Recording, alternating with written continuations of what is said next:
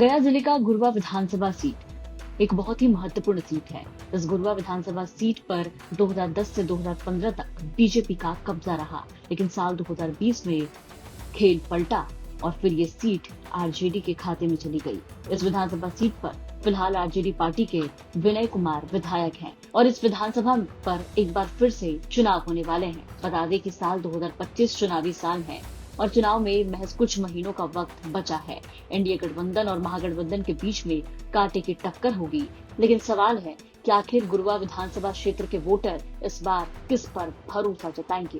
ये जानने के लिए अगर पिछले 3 साल के चुनाव परिणाम को अगर देखें तो पिछले 3 सालों में साल 2010 के चुनाव परिणाम में ये सीट बीजेपी के खाते में यहाँ के वोटरों ने डाला था। यहाँ से सुरेंद्र प्रताप सिन्हा ने जीत हासिल की और हार का सामना करना पड़ा था आरजेडी के बिंदेश्वरी प्रसाद यादव को। मतों का अंतर था 11,436।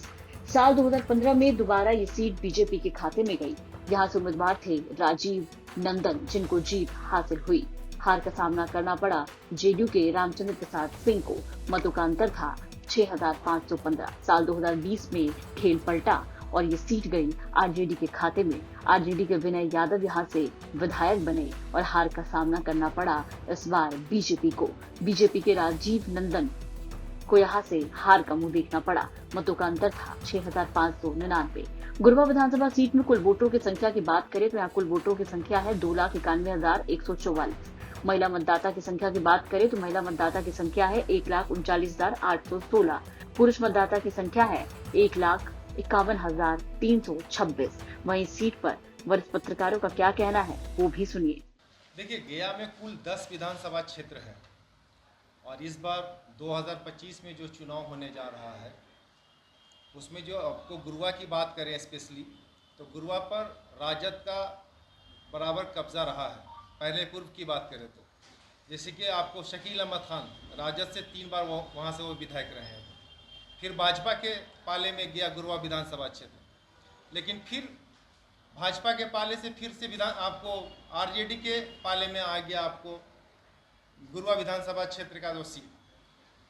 तो माई समीकरण जो आपको बताया है कि माई समीकरण का अगर मजबूती से गठजोड़ अगर रहता है तो जो अनुमान किया जा रहा है तो इस बार फिर गुरवा विधानसभा क्षेत्र में राजद का ही कब्जा होने जा रहा है।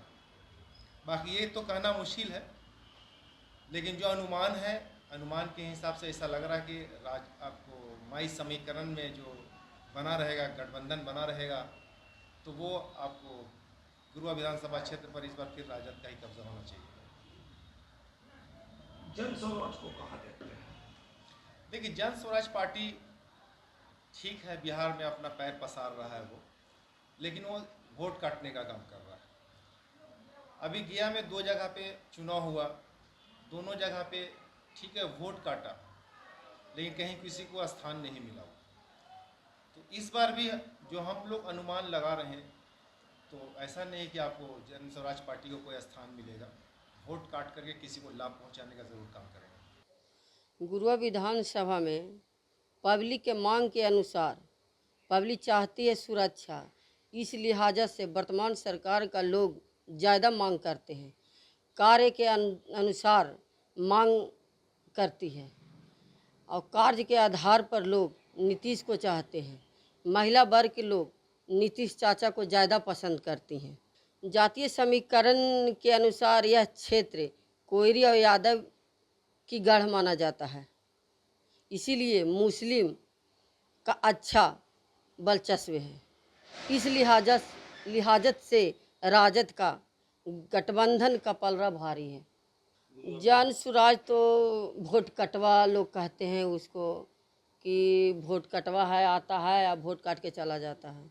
तो वरिष्ठ पत्रकारों ने बताया कि गया जिले में कुल 10 विधानसभा क्षेत्र हैं और इस बार 2025 में जो चुनाव होने जा रहे हैं उसमें गया में सबसे महत्वपूर्ण है गुरवा विधानसभा।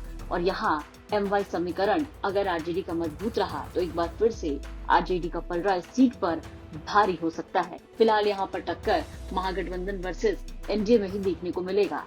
जनसुराज फिलहाल इस सीट को प्रभावित नहीं कर पाएगी। देखना होगा कि इस बार जनता किस पर भरोसा जताती है। गुरवा का किंग इस बार कौन होता है? आपको क्या लगता है? अपनी राय कमेंट करके जरूर बताएं। गया से पंकज कुमार की रिपोर्ट, बिहार तक।